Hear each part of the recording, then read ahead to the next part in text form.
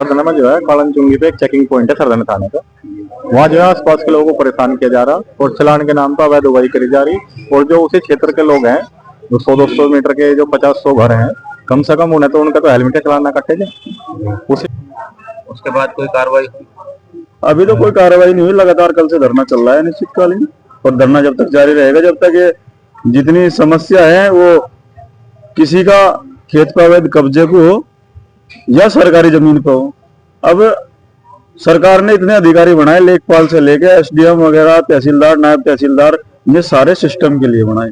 और जब सरकार की जमीन को ये चुरवा रहे, सरकारी जमीन पर कब्जा करवा रहे, इससे ज्यादा और इससे बुंडा हाल और क्या हो सके आपके सामने।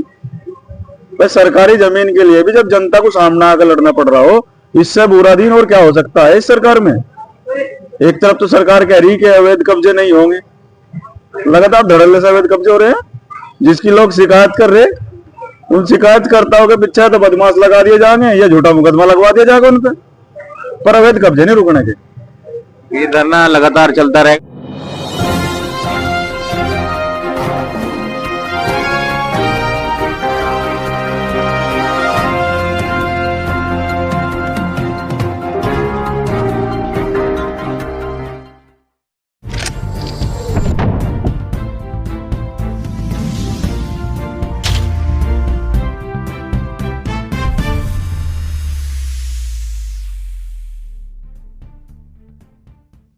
नमस्कार, आदाब, सत श्री अकाल। मैं सरदना दर्पण न्यूज से अरमान मलिक। आज हम आए हैं सरदना तहसील परिसर में।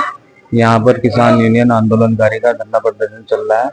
यहाँ पे किसान यूनियन के राष्ट्रीय अध्यक्ष निकित तालियान जी हैं और धरने पे मौजूद सभी संगठन के साथी लोग हैं। यहाँ पे इनसे जानते हैं कि आज इन समस्या को लेके धरना प्रदर्शन चल रहा है।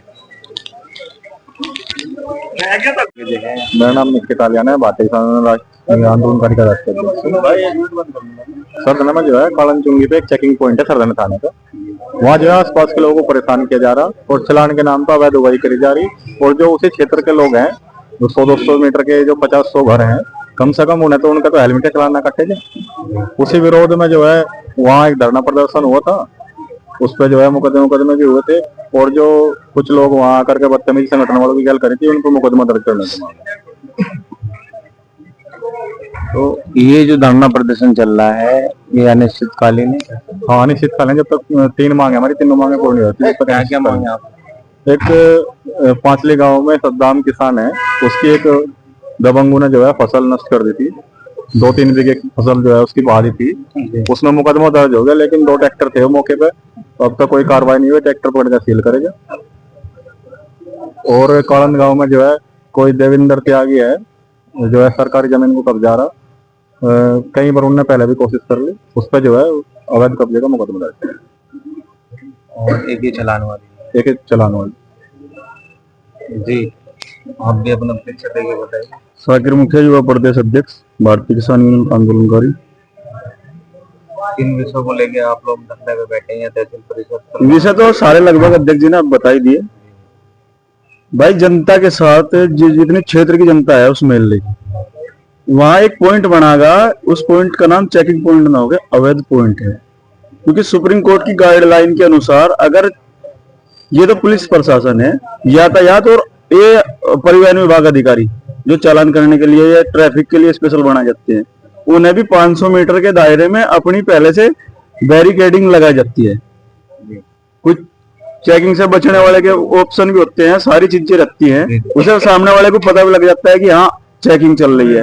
अब इनका तो क्या काम है, ये भीड़ में लुक के खड़े हो जाते हैं और कोई आ उसकी वहां पकड़ ली, चलते की चेकिंग ना है, वो चलते की वहां पकड़ ली। अगला दूसरा गिरो मरो कुछ ही हो, उनकी तरफ से कोई मतलब नहीं। उसे दिखावेंगे तेरे पे यो नहीं वो नहीं, उसे बहुत तगड़ा भय दिखावेंगे चालान का। और चालान का भय दिखाने के बाद उससे फिर उसके नाम पे वसूली करी जाएगी, रकम मांगी जाएगी। अगले ने दे दी तो ठीक है, नहीं तो चालान थी।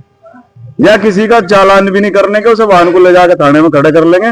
ना उनके सीओ साहब के यहाँ चालान के रिकॉर्ड पढ़ेंगे, ना ऑनलाइन पढ़ेंगे। इन्होंने तो धंधा बना रखा। जितने आजकल नए नए जक्कत भर्ती होकर आ रहे, रबी मालिक है इनका। तो ये क्या करना चाह रहे?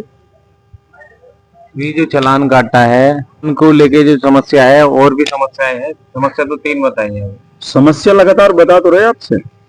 बस चालान की होगी, जो अवैध तरीके से सारे चालान कटते जा रहे हैं। अवैध वसूली करी जा रही है। अवैध वसूली के नाम पे चालान का बहाना दिया जा रहा है। वसूली होगी तो ठीक, नहीं तो चालान। उनके पास तो दोनों ऑप्शन खुले हुए हैं ना, दोनों ऑप्शन खुल ले। जैसे आप लोगों ने वहाँ पे भी धरना प्रदर्शन किया था, कालाचुंगी पे धरना प्रदर्शन हुआ था। उसके बाद में क्या हुआ फिर? वहाँ पे आश्वासन दे के वो समाप्त हो गया था क्या? सीओ साहब के आश्वासन पर धरना समाप्त हो गया। उसके बाद कोई कार्रवाई हुई? अभी तो कोई कार्रवाई नहीं हुई। लगातार कल से धरना चल रहा है अनिश्चितकालीन, और धरना जब तक जारी रहेगा, जब तक ये जितनी समस्या है वो किसी का खेत पर अवैध कब्जे को हो या सरकारी जमीन पर हो। अब सरकार ने इतने अधिकारी बनाए, लेखपाल से लेके एसडीएम वगैरह, तहसीलदार, नायब तहसीलदार, ये सारे सिस्टम के लिए बनाए। और जब सरकार की जमीन को ये चुरवा रहे, सरकारी जमीन पर कब्जा करवा रहे, इससे ज्यादा और इससे बुंडा हाल और क्या हो सके आपके सामने? भाई सरकारी जमीन के लिए भी जब जनता को सामना आकर लड़ना पड़ रहा हो, इससे बुरा दिन और क्या हो सकता है इस सरकार में? एक तरफ तो सरकार कह रही कि अवैध कब्जे नहीं होंगे, लगातार धड़ल्ले से अवैध कब्जे हो रहे हैं। जिसकी लोग शिकायत कर रहे, उन शिकायतकर्ताओं के पीछे तो बदमाश लगा दिए जाएंगे या झूठा मुकदमा लगवा दिया जाएगा उन पर अवैध कब्जे नहीं रुकने के। ये धरना लगातार चलता रहेगा जब तक आप लोगों की मांगे पूरी नहीं होगी। बिना परिणाम के तो हम आज तक ना गए ना आगे जाना।